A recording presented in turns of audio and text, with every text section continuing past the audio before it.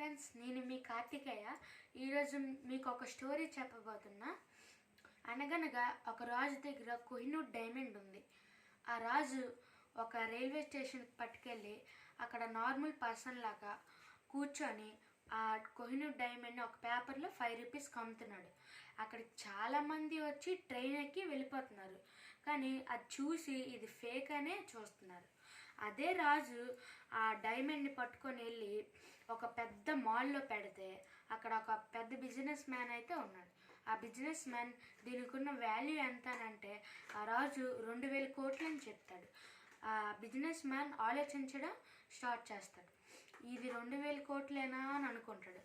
అదే last time railway station కాడ పెట్టింది 5 రూపీస్కైనా నమ్మలేదు, కానీ అదే మాల్లో పెట్టింది ఆ బిజినెస్ మ్యాన్ ఏమో ఇది 2000 కోట్లేనో ఆలోచించాడు. అంటే దీన్ని బట్టి చూస్తే దానికి ఉన్న డైమండ్ మారలేదు, కానీ దానికి ఉన్న ప్లాట్ఫామ్ మారింది.